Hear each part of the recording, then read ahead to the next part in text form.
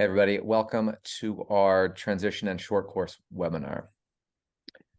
This is important because Irving is coming up. Well, the season is just starting and we need to focus on transitions because we definitely need to improve transitions. There is no reason not to have a fast transition.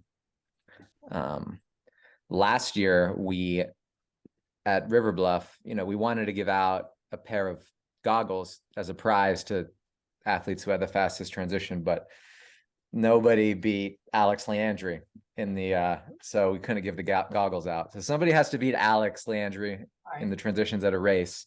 You have to beat the coach, and then you'll get a prize. But transitions are extremely important, and everybody should really pay attention. I know it's boring, but you need to go through this at least once, this process, and simplify it and rehearse it in your brain every race, because it's going to save a lot of time. And if you bought a brand new shiny bike or you spent, a couple grand on race wheels, you need to practice transitions, or else it's just pretty stupid. Like, you invest a lot of money and time into the sport. Transitions count as, in the race time. So we need to pay attention to it. And after, our overview of transitions, we're going to get into short course racing, and we're going to talk about multi-sport nationals. We're going to talk about different strategies for different races, and some other sort of tactics and team related stuff. But, to start, let's just dive right in. And so obviously you have two transitions, T1 and T2. The number one thing to remember is you need to keep it simple.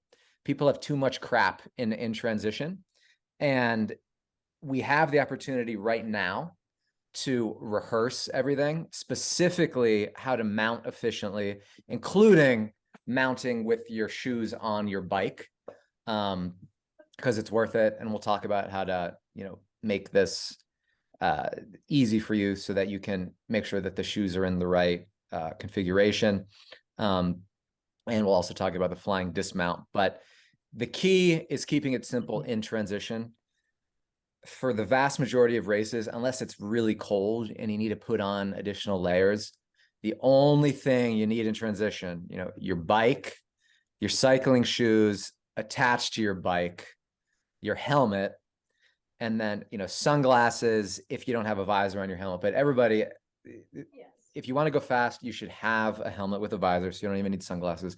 And that's it. The nutrition, gels, and bottles, they should be on the bike. You literally run out of transition, throw your swim stuff on the ground, put your helmet on, and grab your bike and run. That's it. It should not take more than 10 seconds to do that. The biggest time investment is putting on your helmet. And that's it.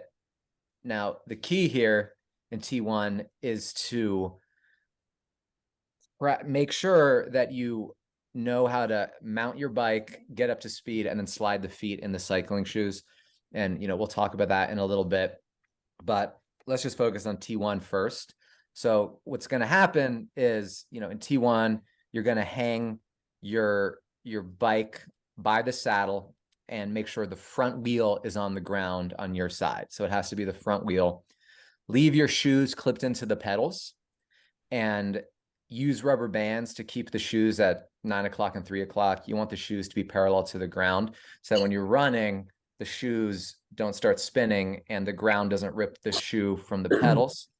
And if you do that, you want to make it so that the shoe that's on the side, the same side as the leg that you throw over the saddle, that's the shoe that you want in front. So you throw your leg over your saddle, you stomp down on that shoe, and then you get up to speed. So you get up to speed first before you start trying to slide your shoes in. And it's only when you get up to speed, you're not losing time at that point. You slide in your shoes, you don't lose any time. You don't waste time, putting your shoes on when you're not moving. You don't waste time clipping your shoes into your pedals, and you get it, and you're already moving 20 miles an hour when you're dealing with all this. So it's worth practicing this, but you have to practice it because you're going to be dizzy and you're going to be disoriented, and it's going to be a little bit tougher to slide your feet in your shoes in out of T1 because you're going to be fatigued from the swim. But we could talk a little bit more about this, but right now I want to just show I need to move the Zoom. Things are blocking me out, but okay. So first, let's look at the rubber band concept. So what I'm talking about is right here. There are a bunch of ways to attach the shoes to the bike. So you can see here, he's wrapping it around the clasp here, and he's then, pulling the rubber band and attaching it basically to the skewer, like to the mainstay right here. And that's fine. If your bike shoes don't have, this clasp, sometimes it'll have a loop around here that you can use. I've literally wrapped it around the pedal before. You just have to figure it out. Different bikes, different shoes, you have to do different things. The easiest way is attach the rubber band to something on your shoe and wrap it around the skewer here.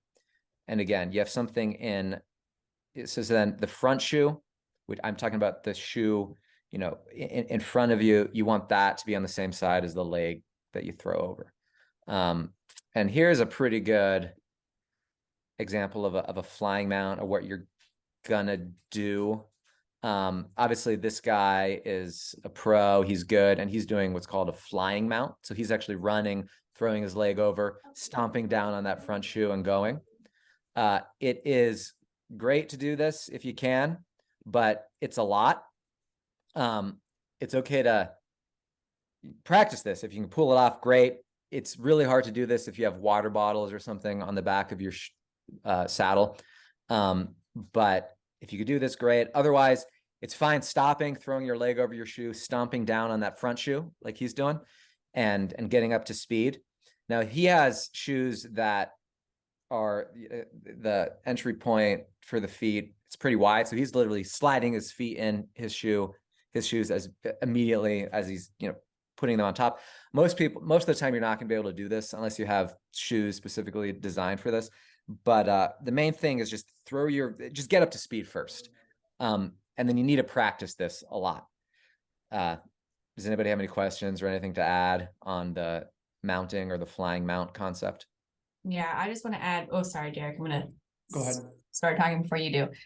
Conrad's not he's not overemphasizing the practice part. It's scary to start this, but it's like once you get it, it clicks.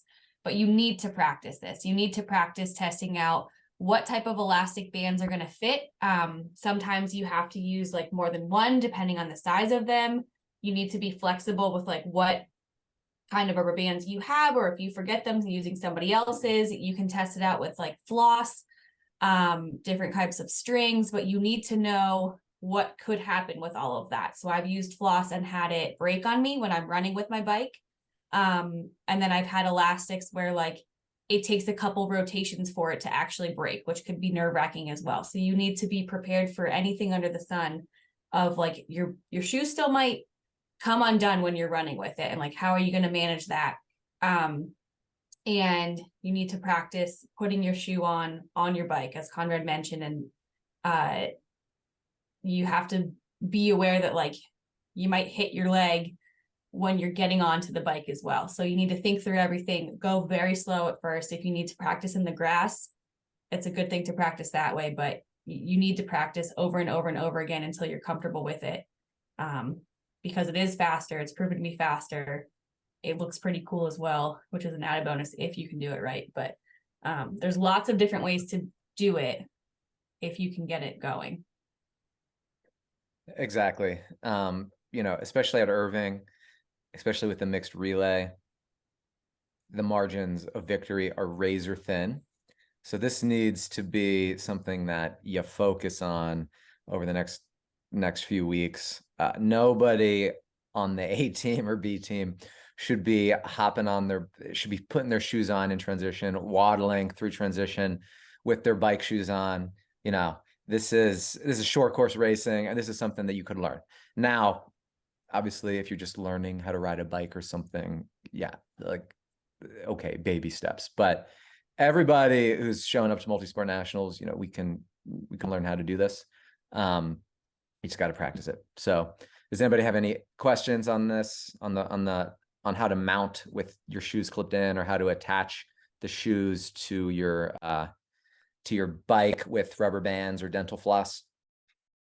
I have a quick question. Alex, did you use a flying mount last year at Multisport Nationals, or is there some room to gain margin on you there?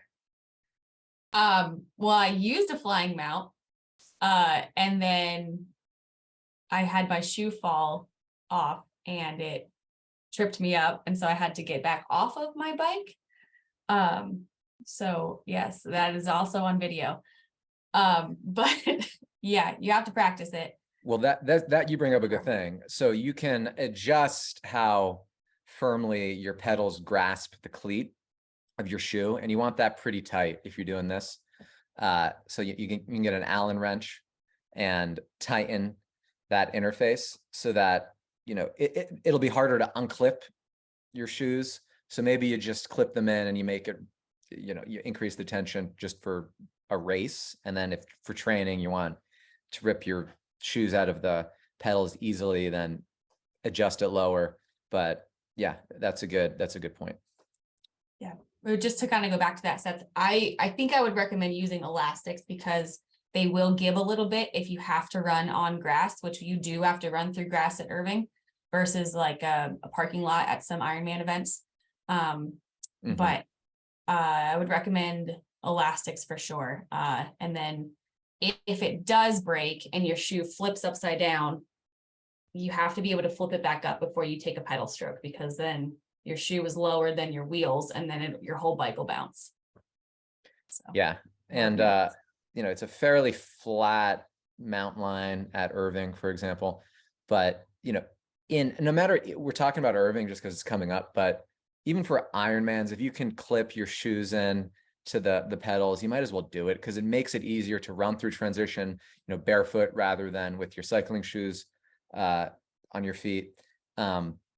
And again, the key to all of this is getting up to speed first before you try to slide your feet in, unless you can do what this guy's doing and, you know, make it so that your feet are really wide. I know like Bontrog or the Bont Zeros, they're designed to sort of just throw your feet in.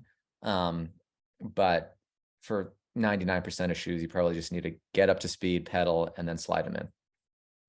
So what Conrad means by that, I don't know if you're going to go through that in a second, but you basically put your feet on top of your shoes and you like smush them down and you just start pedaling. And then once you're moving and you'd be able to stop pedaling and like keep going and keep up with everybody, then you're going to like if you're going to start with your right foot, you're going to put that left foot down, your right foot will be closer, and you're going to reach behind and you're going to hold sorry, am I skipping ahead too fast? Oh no, go for it. So then you're going to, my shoes are downstairs. You're going to hold on to a part of your shoe. So you might have like a loop in the back, or if you can reach the bottom of it, you're going to hold on to that. You're going to pick your foot up and then slide it back in. And then you can take a pedal stroke or two if you need to, or you can quickly zip tie or tighten if you have the screws to get your foot nice and snug in your shoe. And then take a couple pedal strokes, pause, put that right foot down, bring that left foot back up, do the same thing. So there's multifacets that you need to practice with this, because you can hop on your bike, but then you still have to get your shoe tightened and get your foot in your shoe and all of that as well. Yeah. And don't rush it. Like you can get one foot in and then start pedaling. And then, you know, you're going to have to hold your one handlebar, reach down. You're probably going to grab the heel of the shoe, you know, with your thumb, just like you put on shoes normally.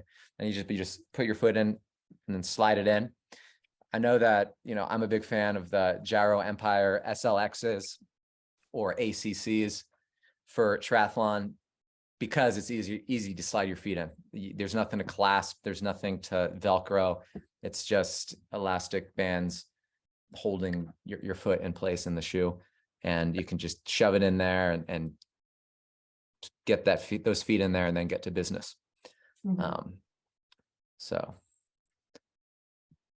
Yes, don't do what I did. I erased my whole relay last year with one shoe in, or 1 foot in and 1 foot on top of my shoe. So. Yeah. Don't do that. Now, again, just to reiterate, just keep it simple. Keep it simple. You don't want to have to plan putting on, getting nutrition and putting it in your pockets or anything. Make sure all of that is on the bike, and try to be efficient. So that's T1. Now moving on to T2. So obviously T2, transition from bike to run. Most athletes, all they need to do is mount their bike on the rack and then get their cycling stuff off. So get their helmet off, get their sunglasses off, because your sunglasses are going to be over your helmet. So you need to take off both to get your helmet off. And then you put on your running shoes and socks if it's 70.3 or above, and then you grab everything and then run out. But so that's the gist of T2. Now the actual logistics. So as you're approaching T2, you're going to approach the dismount line, and you need to be off of your bike before the dismount line. So a bit before T2, you practice this so you know how long it takes you to, get your feet out. And you don't want to be overwhelmed, 20 meters from the line and like, oh no, I need to get my feet out of my shoes. Like you could do it, 100 yards before the dismount line, but you basically pull your feet out of your shoes, you pedal with your feet on top of the shoes to the dismount line. As you're approaching the dismount line, you throw one of your legs over the saddle so that both legs and feet are on one side. And then right before the dismount line, you hop off the bike and you just start running. So then you're running barefoot right to your area in transition. And this is a good, simple example of that. So she's approaching the dismount line. She throws her leg over, boom, then she starts running. It's that simple. It is not difficult. Look, so you can kind of see she puts her right leg in front. So she's dismounting on the left side. That's what most people do. This is easy to do. This is much easier than, mounting, because it's easy to get your feet out of the shoes. So you need to practice this too, though. Definitely recommend that. Yeah. And then if you saw in the video, she brought her right leg between her bike and her left leg. That I think is the faster way a little bit to do it, because you're more centered when you do hop onto your right foot onto the ground. I know myself, I pull my right leg behind and I kind of have like a little hop on my first step off of my bike. But both work. You just have to kind of practice what is going to feel right. And then the thing with the flying dismount that you really want to make sure that you're feeling on your bike is the balance that you're going to be offsetting your bike with your weight, because you're about to hop off it, right? So you're not going to be like in the middle on top of your bike as you are cycling. So you almost kind of want to, you pull your leg to the side and then you're going to offset your bike a little bit and you can feel it. And this is when you should just like hop out on the road sometime and like don't even get off and on your bike, just kind of practice moving your bike and feeling like where that balance is. Yeah, I mean, you could just start practicing by just doing this, Yep. Just remember, just learn the stages. You just have to do it. Just like learning flip turns. You just have to do it. You'll learn how to distribute your weight. And it's easy. And then again, like Conrad mentioned earlier, it's a little harder if you have bottles behind your seat. So just remember that. But the point is to get off your bike quickly, barefoot, then you don't have to deal with your cycling shoes. That's the biggest time savings. And then you're going to run your bike to the transition area. You're going to put your bike on the rack, and you need to take off your helmet, obviously, and then put on your running shoes. Elastic laces help, as everybody knows. Sprint or below, I would argue Olympic. If it's an A race, you don't need to be wearing socks for an Olympic either. But everybody at Irving, nobody should be wearing socks. The races are too short. And the key is grabbing everything you need and putting everything on while you're running. That saves some time. Hey, one other thing too, I'd say at Irving with all the super sprints and the really short formats, I would argue you don't even need sunglasses and a hat. For those 1200-meter runs, you don't even bother, because you're going to be wasting mental energy trying to figure out how to get it on before, and it'll take, half the distance of the run to get it on. So just grab your race belt and then go. Yeah. Nobody even needs to worry about hat, visor, or sunglasses, I would argue. Even for the duathlon, it's just a waste of time. It's kind of funny, like runners, like, anybody who ran in college, cross country or whatever, like never wore hats or sunglasses, but it's like decidedly a triathlon thing. Long course, you definitely want it because you're out there and you're cooking, but it's just, there isn't really a point to it. It's just, you look cool and you look the part. But super sprint, if anybody's putting on sunglasses or hats and they're not getting paid to do it. I have a quick question that's not totally transition related, but it is short course related. I know a lot of people are getting ready for Irving. Is it also safe to assume, because we talked about, bottles getting in the way when you're mounting the bike and everything, is anyone even going to have bottles on these distances? Is that necessary? Super sprint, no. Duathlon, the standard duathlon, and that's it. Yeah, standard duathlon and aqua bike probably. I would say have liquid during the draft legal races, but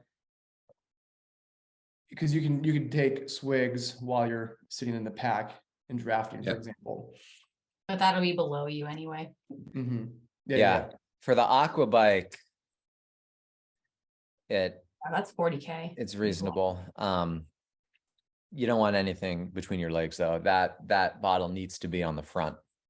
And you're on the triathlon bike. So for the sprint, I mean, you're pedaling for 20K. I don't think it's worth it having any fluid. I know that goes against some of what we say. The issue is that it's a non-draft, and it's just, there are going to be some aerodynamic penalties. If you have, a really good aero bottle or something, there is a benefit to taking in some glucose, doing the glucose mouth rinse thing. But these are hefty races. A lot of it also depends on your finishing time. I mean, a lot of athletes are going to finish the draft legal sprint try in, well under 60 minutes. It's not like there's going to be a big aid. It's not like you need to take in fluids necessarily, but the issue is placing the water bottle. Where are you going to place the bottle? If you place it between your legs, it's an aero penalty. If it's draft legal, it isn't a big issue, but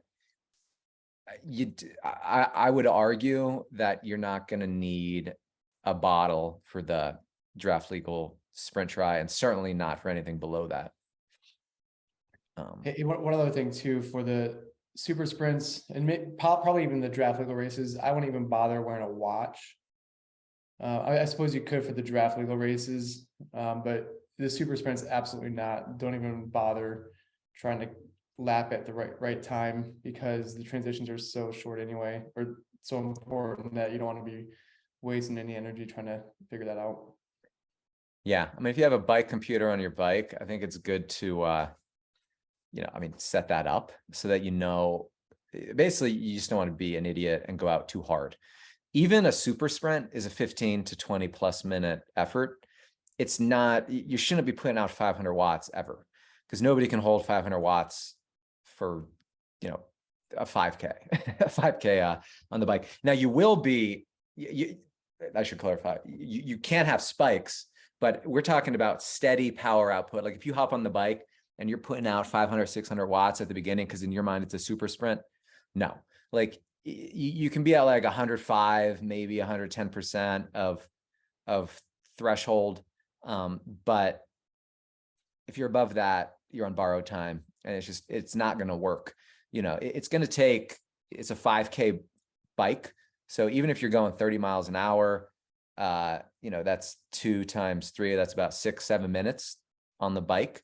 So a lot of us are doing the 3-minute test, and we know what those power outputs are. Even the best athletes on the team aren't putting out 500 watts. They're getting close for the 3-minute one, but it's still, again, like 110% is probably like the fastest or the most power that anybody is going to average over that time.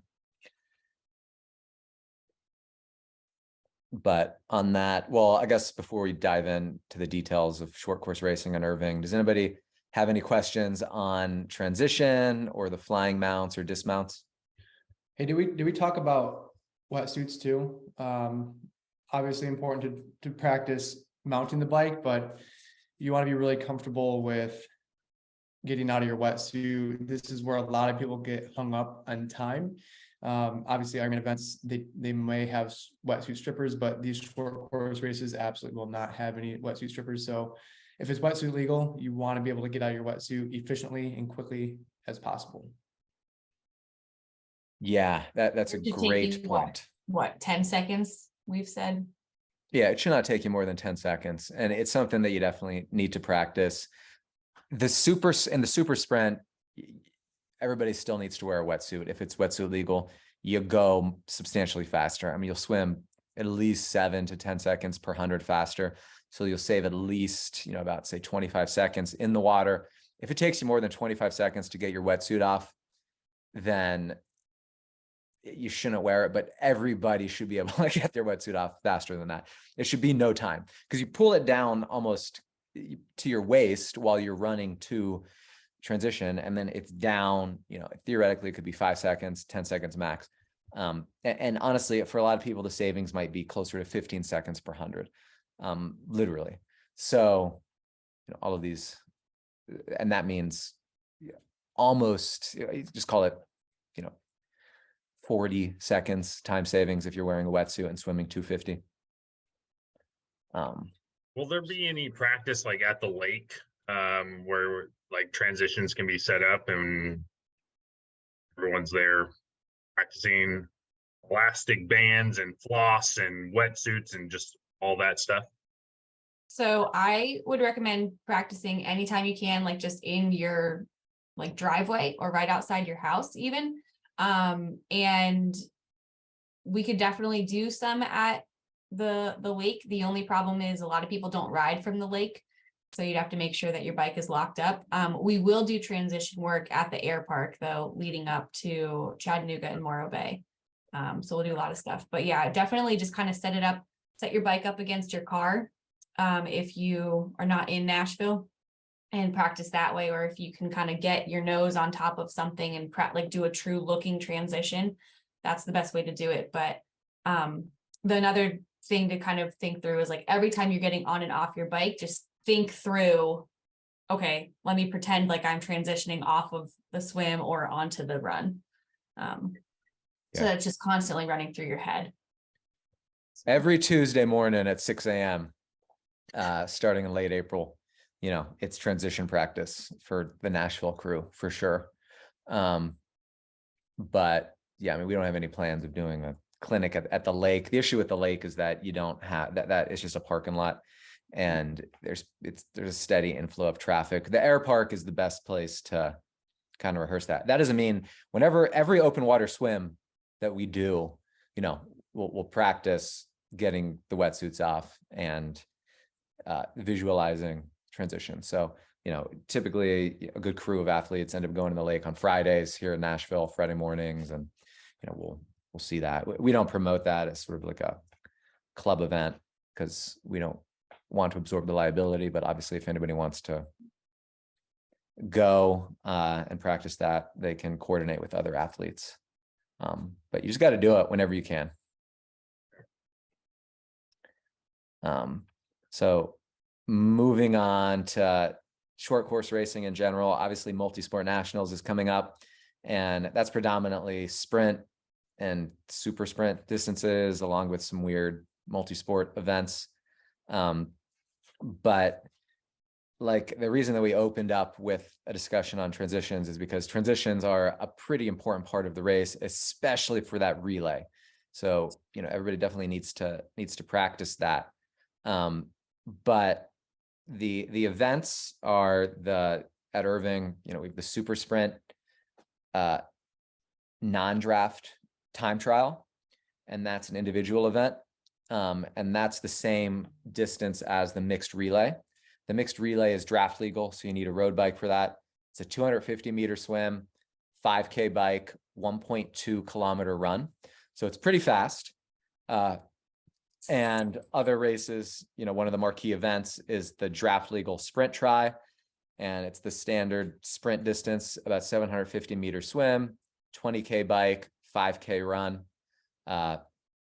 And then we have a couple different duathlons. We have the standard, which is a 10K run, 40K bike, then another 5K run.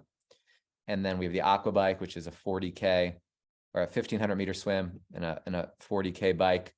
And then the swim run or the aquathlon, I forget the distance off the top of my head. It's weird. Does anybody know? It is, it's either 2.5K run, 1,000-meter swim, 2.5K run, but if the temperatures are below a certain degrees, then it's just a 1,000-meter swim, 5K run. Got it. And so the super sprint, that, like I talked about before, when we think about intensity level, again, it's not 200% of your FTP, or it's not, you know, 400-meter sprint pace. It's, you are going to be exercising for, you know, 15 if you're really fast, up to 20 plus minutes. So you need to, it's still an aerobic effort. It's mainly an aerobic effort. And so your intensity factor needs to be around 105 to 110% is how to think about it. So a little bit above threshold, but it's important to be smooth. You know, our transitions last year were horrendous. We still won, but we probably gave up like 45 seconds. We were in plus. the worst spot. Yeah. And nobody could get their shoes on, their run shoes. So Just one of us. we need to practice all of that. And then the standard duathlon, the intensity factor, it's sort of half marathon pace. You know, it's just a little bit, it's basically a sweet spot effort. And then, you know, the thing to remember is that if you go into the red early on, the impact is going to be exponential. So you want to think about, you don't want to go crazy at the beginning of these races just because it's short course and you're not doing an Ironman event. You know, most of these are around threshold effort, and we spend a lot of time at threshold effort, you know, when we're running and cycling and all of this. So, but it is the case that if you're doing a draft legal race, that it's going to be spiky. So I know that the races are split, draft legal and non-draft. I know everybody knows the difference, but for the non-draft races, I know USAT, didn't they just change their methodology? I know, Derek, you just looked this up, but what the draft legal distance is? Yes, so you're talking about the draft distances for the standard distance, which would be like your Olympic distance tri, is 10 meters. And you have 20 seconds to pass. And then not really related to multi-sport nationals, but anything beyond the standard distance will be a 12-meter draft zone, and you have 25 seconds to pass. That being said, they've also added in motos and vehicles. So if there's a motorcycle, it is 15 meters. And then if it's a car, the draft zone is 35 meters. So, but nobody's riding a moto or a car, right? No, or is it still on the athlete to not draft behind a moto, even though they have? Yeah. So if there's a moto on a course, you can't be behind that. You have to be 15 meters behind that motorcycle, and then 35 meters behind a car. Yeah, I mean, that's tough because you have, I mean, it's the officials are writing that. Like, why is that included in the handbook? Is that Probably because the Ironman events where people are talking about deliberately drafting? I guess you can argue if you're deliberately drafting a moto, like moving into the far lane, like Alistair did at it was like Oceanside 3 years ago, or in other races. But the it's probably something we'll never encounter, and marshals are going to use their discretion anyway. So like if you're at a course that's crowded and you can't pass a vehicle, I don't think they're going to ding you for that, but use your best judgment.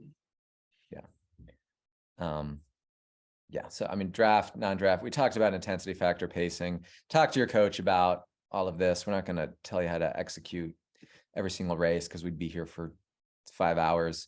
Common mistakes, number one is going out too hard in the swim. The science shows that if you time trial the swim in a sprint triathlon, that your overall time is going to be negatively impacted pretty substantially. You kind of want to think about it as like maybe 90% of time trial effort. And all the short course races around here, I come out of the water around athletes who should not have swam as fast as they did. And they're wheezing, they're heaving, and then their transition time ends up being very long. And, you have to be careful about the swim. I know Alex Leandri, she doesn't need to warm up for anything. She can hop in that water and she could swim like a speedboat. But you have to know yourself. Like if you need time to warm up, then, try to get in the water, take that warm up seriously, that's in water swim warm up seriously. And you have to adjust your intensity factor to maximize how fast you can go throughout the whole race. Every individual discipline is not a time trial. Triathlon is one sport. It isn't 3 separate ones. So you need to be careful. You should not be swimming as hard as you can in a triathlon. So be careful on that front. For the super sprint, you need to be swimming like zone 4, around, call it CSS pace, T pace. But if you're swimming zone 5, if you're time trialing it, your transition is going to be 20 seconds too long. The first half of the bike, you're not going to be able to put out power. By the time it's just going to negatively impact the entire race. Now you also need to compete. So if you're in the mixed relay and or you need to be in that front bike pack, yeah, you need to roll the dice and you need to be around people who you can work with on the bike. Certainly for the mixed relay, for example, in the draft legal certain athletes, they need to be in that front pack, and you might burn some ashes. You might have to roll the dice, but those athletes are fit anyway. So they have the ability to redline and then recover. Whereas, middle of the pack athletes, they have to be careful. It's a thin line, and that you can easily lose a lot of time by going out too hard. So be smart, but dig deep. And, at the end of the race, you need to be digging as deep as you possibly can. And another thing that we need to talk about as it relates to Irving, a lot of people are racing multiple times. So the cool downs are really important. They should be really easy, but you should do them just to, get the blood flow into the muscles to incite that recovery process, and take recovery seriously. That means hydrating well. That means eating well-balanced meals, eat enough carbs, and just be lazy as you can. I know definitely when athletes are racing, teammates are racing, cheer for them, get out there, but otherwise, pretend you're a sloth. Like stay in that air conditioning, go to bed early, don't drink caffeine, in the evening or afternoon, or how caffeine impacts you. So be smart there. But recovery is going to be important, and we want to maximize recovery in between races. And then just to add to that quickly, there was a study that was done that really showed the difference between sitting versus standing. Even if you're in the shade, even if you're doing nothing, standing still took a larger toll on your body. So if you are cheering, I'm not going to sit here and tell you don't stand up and cheer for your teammates because I will be doing that. But You should do that. I will be, don't worry. But you should sit down as much as possible, find shade. You sit in a car, go back to Airbnbs, hotels, anything between races, and just pop out when people are racing for sure, like Conrad said, but definitely sit down. Same thing with, races coming up and later in the season too. Don't be on your feet the whole day before the race. Yeah, the good thing is most of the events take place in the morning, or earlier part of the day. So the afternoon, you definitely want to make sure you prioritize the recovery period and sit back and relax. So once you're done racing, chill out. Once all the races are done for the day, relax. Yeah. I don't know. I'm seeing some people posted some questions on the chat. So Alan asked, what if you are using a noseless saddle, assuming we can hook by the handlebar? You can still hook a noseless saddle by the saddle. Yeah. And then Seth, will the transition area at Irving have extension cords for my Normatec boots? You can make friends with one of the vendors.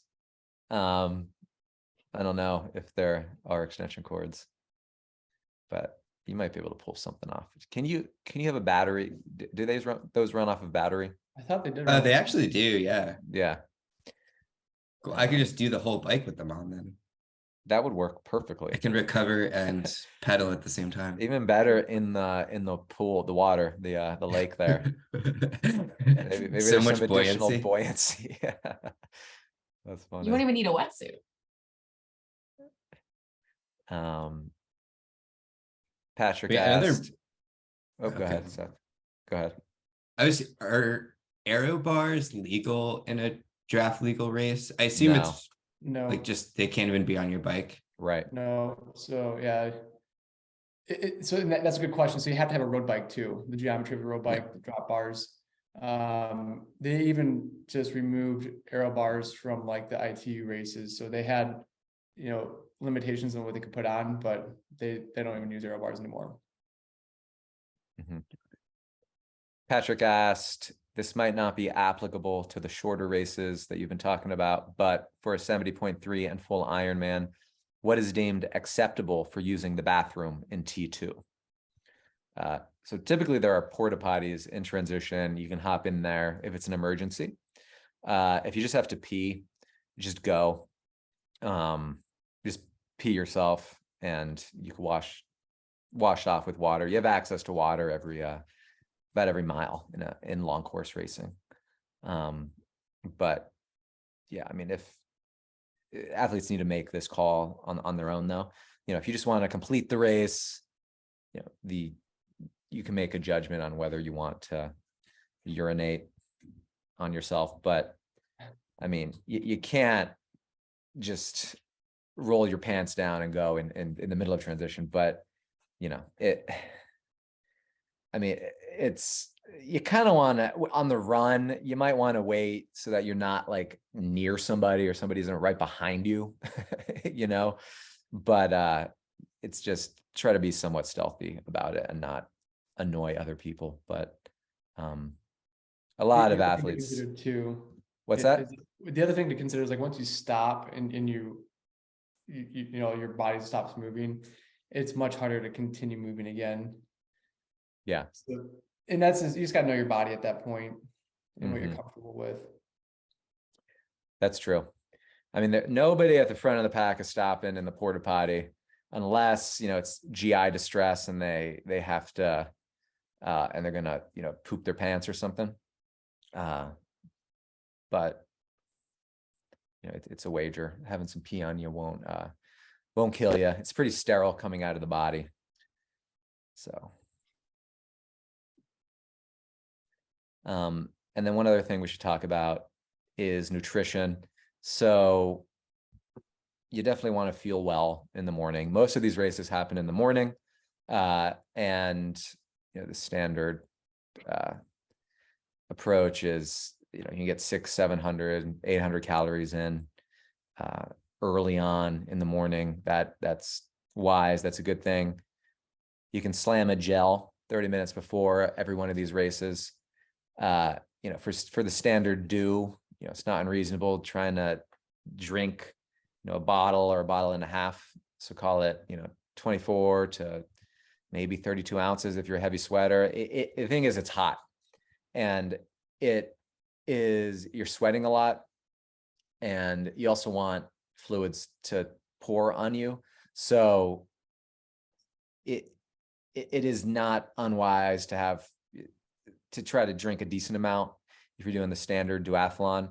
But the other races, you know, they're short. The aqua bike, you want to get after it. You want to drink some fluids. The main thing for the aqua bike is taking in a little bit of carbs and caffeine for that ergogenic effect of that, like the glucose mouth rinse. So if you take a few swigs throughout the bike ride for that, the swim run, there's nothing to take in.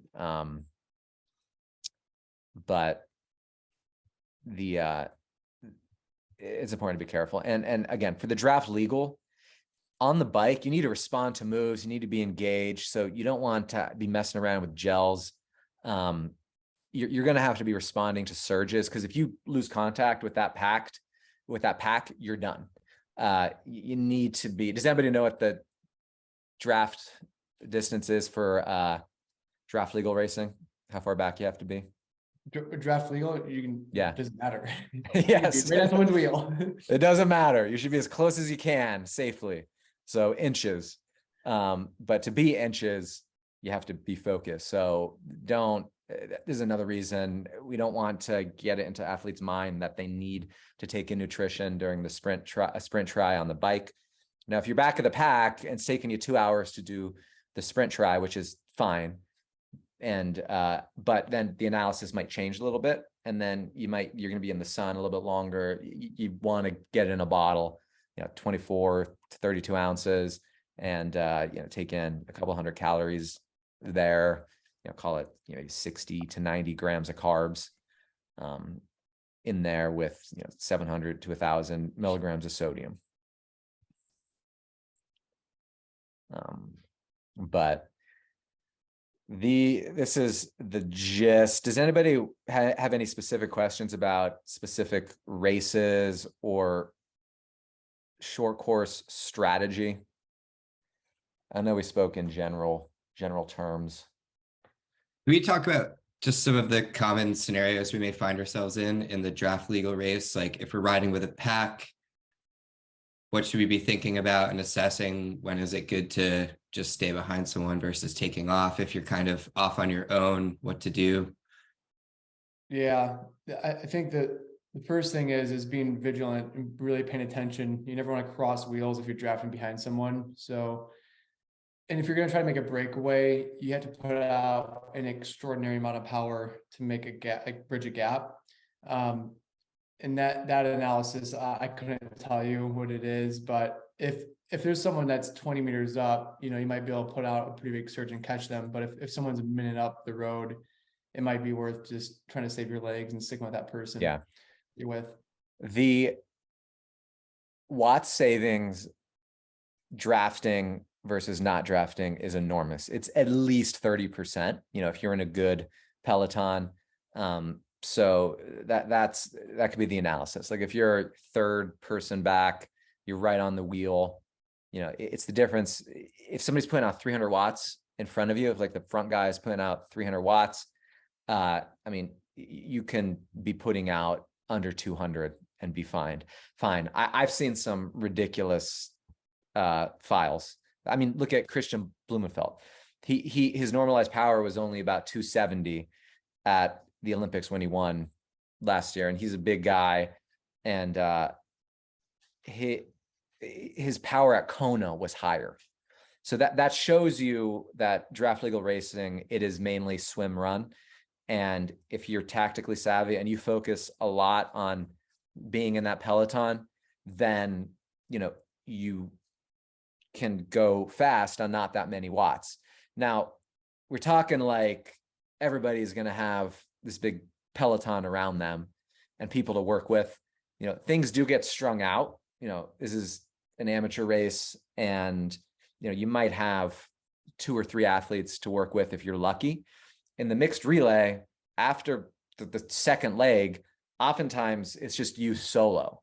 So even though it's a draft legal race, you need to get low. And the most aerodynamic position on a road bike is actually not in the drops, although that's really aerodynamic. It's actually with your hands, your arms parallel to the ground, actually on the hoods, and you get down like this.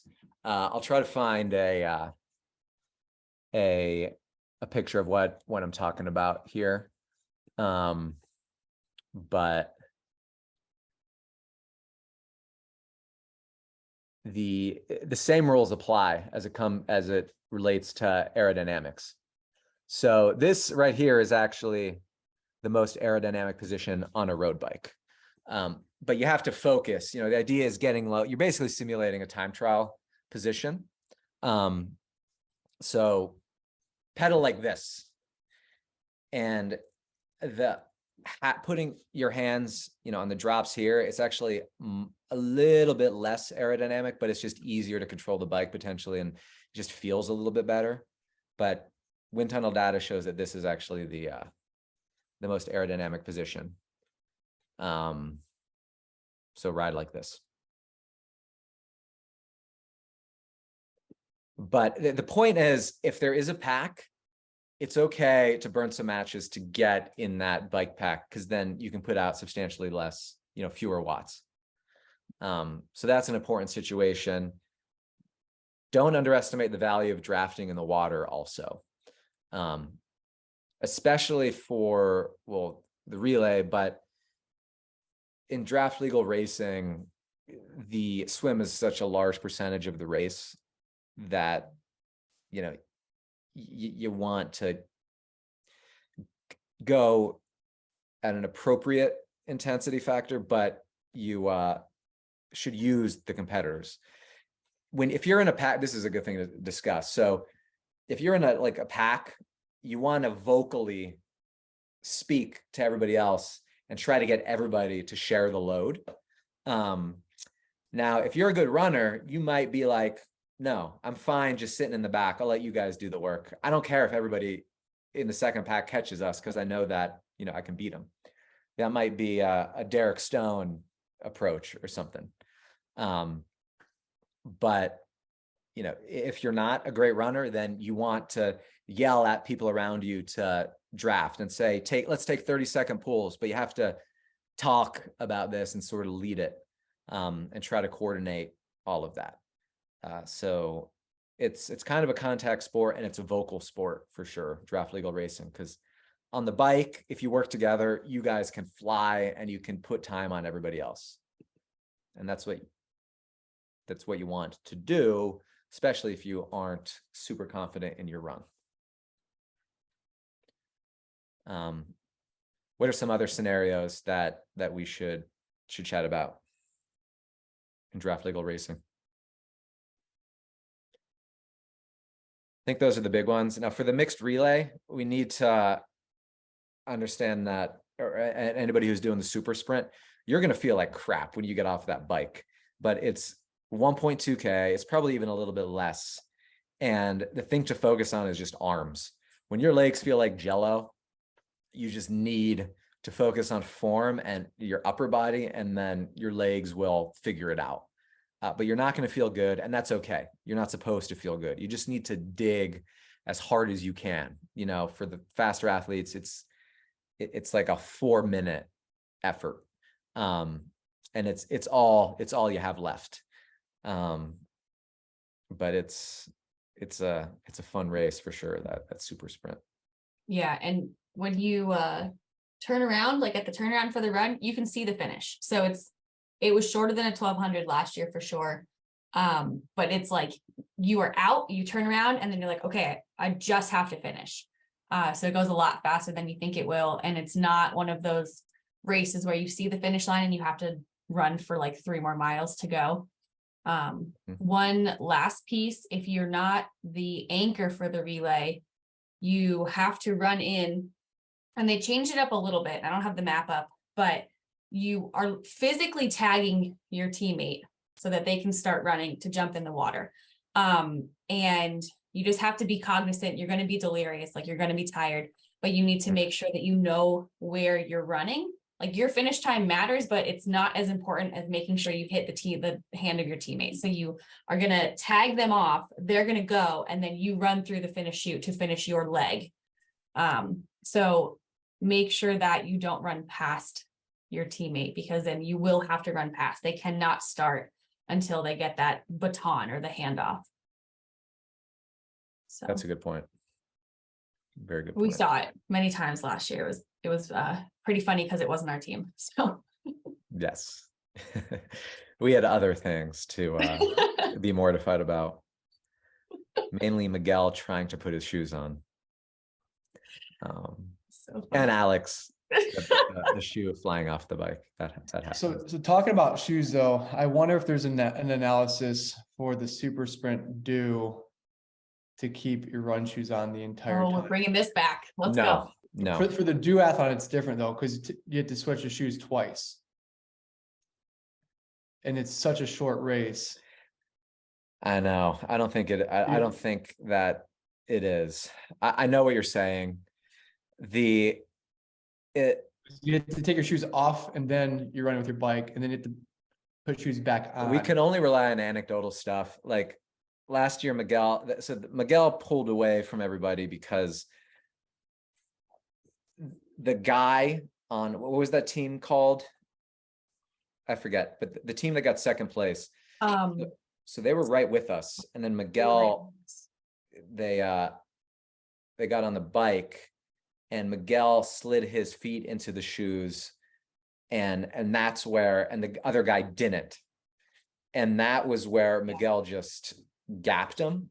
They were able to ride together until Miguel put his shoes on. Yeah. And the other guy told us he was like, and then he just was gone. Yeah, but I guess like if you just have like a caged pedal or like a flat pedal, you're not thinking about it anyway. Where that person was probably trying to get their foot in the shoe, you know, and then because I think the analysis will break down when you're trying to get the shoes back on the second time. Yeah, I mean, it's run, bike, run. So you put your shoes on once. You put your running shoes on once.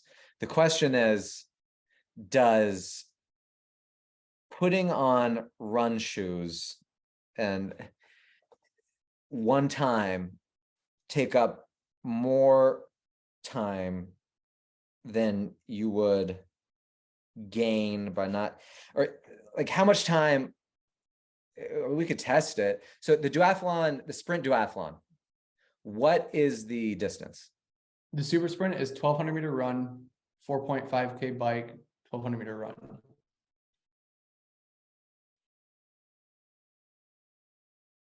Yeah, I mean, I think it's close. I don't think it matters. I think if you're good at putting your shoes on, it shouldn't take that much time to put the shoes on. But I don't know how much time you lose over a 5K. Now you're pedaling with super shoes. The stack is high. So you have to adjust the seat a tiny bit, yeah. But the thing is, if everybody is, you need to be in a pack anyway. So if everybody is, but will there be a pack though with a 1,200 meter run? I don't know if there. Probably. If there People isn't, will probably go out too fast because they want to be in a pack for the drafting purposes of the relay. I mean,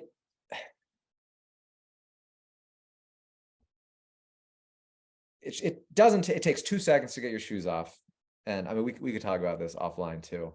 I don't think it's I think you wear the cycling shoes and you don't wear the super shoes, the high stack super shoes when you're pedaling.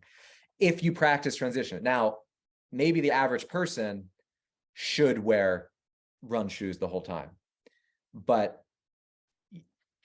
I think you're potentially giving up a lot in the bike if you don't have cycling shoes on, if you're losing that connection, because we also don't train. It's a different position entirely. It's a different power output. Let's get a different, you know what I mean? I mean, you could test it. We could test it. But I'm gonna test it up here.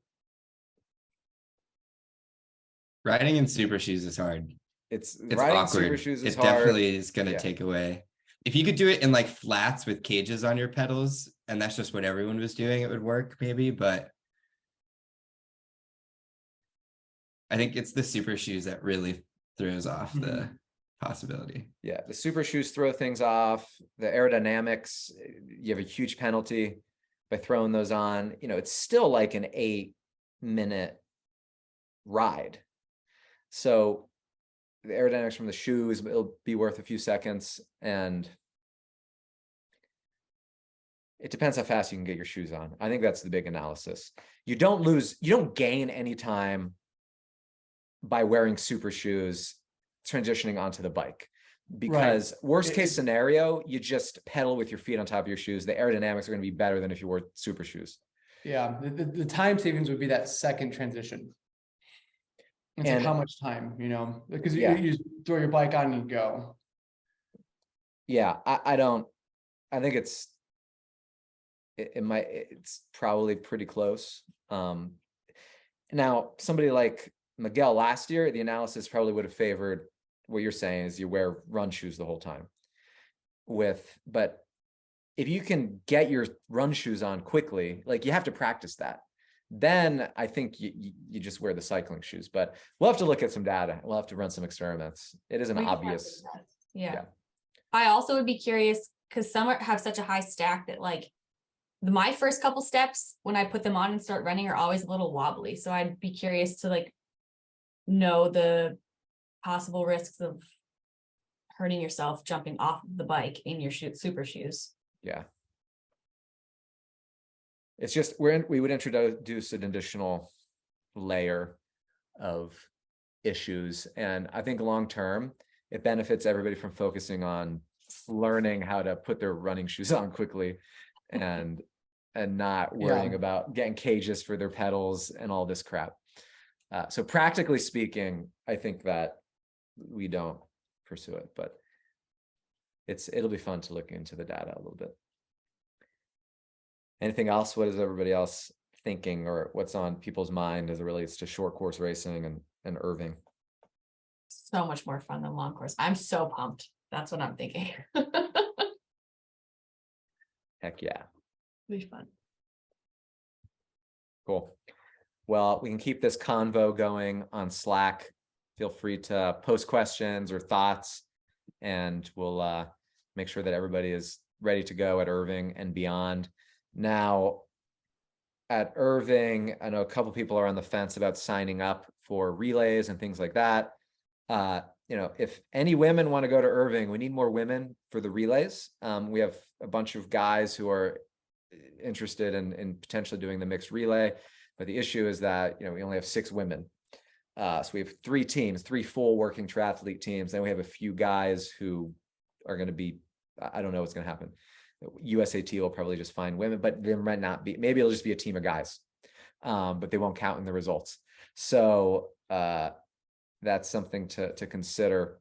But we will create those teams soon. We already created those. I think we pretty much have them. But if you sign up, let us know, and we'll see what we can do. But at this point, you know, no promises that, you know, there'll be a full working triathlete team, relay team for one to be on.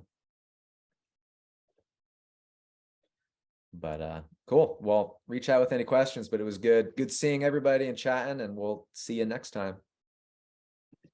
See you, everyone. Thanks, Thanks, guys. guys. See ya.